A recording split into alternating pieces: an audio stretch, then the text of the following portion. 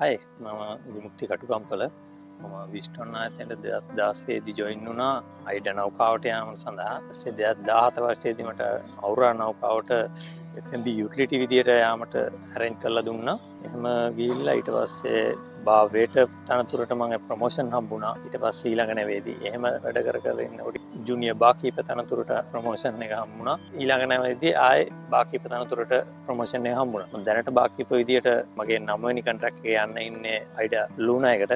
Contract 8ක් ඉවරයි. අද සහතිකය ගන්න විස්ටොන් ආයතනයේ සහතිකය ගත්තා. මම වැඩ කරා අයිඩ අවුරා, අයිඩ ප්‍රීමා, අයිඩ බෙලා, අයිඩ ස්ටෙලා, අයිඩ කොස්මා, අයිඩ වීටා, අයිඩ දීවා එක එවලුෂන් එක පවා හිටියා. ඇත්තටම වෙනස්ම අත්දැකීමක් අපිට නෞකාවේ ජීවිතේ. මොකද ගොඩබිමත් එක්ක බලද්දී අපිට රටවල් වලට යන්න පුළුවන්. ඇත්තටම රටවල් 20කට වැඩිය සංචාරය කරලා තියෙනවා. ගොඩක් වෙලාවට යුරෝප් රටවල් වල යන්න හම්බෙනවා.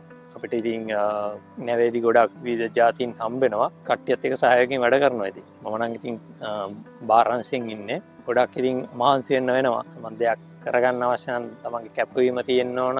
ඒ දේවල් හරියට කරගෙන ඉතින් තමන් යන ටාගට් එක ඔළුවේ තියාගෙන තමන් දෙයක් කරගත්තොත් තමන්ට දිනන්න පුළුවන් ඉතින්. අලුතෙන් ඉන්න අය ඒ කියන්නේ එන්ජොයි කරන ලයිෆ් එක ඕවර් එන්ජොයි කරන්න ගිහිල්ලා බීමත් සමහර දේවල් පාවිච්චි කරන්න ගිහිල්ලා තනතුරු නැති කරගන්නවා. ජොබ් එක පවා නැති කරගන්නවා. ඉතින් ඉන්න අයට කියන්න තියෙන්නේ ඇවිල්ලා තමන්ගේ ටාගට් එක ඔළුවේ තියාගෙන වැඩ කරන්න කියලා තමයි. මට විස්ටොන් එක ඇත්තටම ගොඩක් හොඳ සහයෝගයක් හම්බුණා.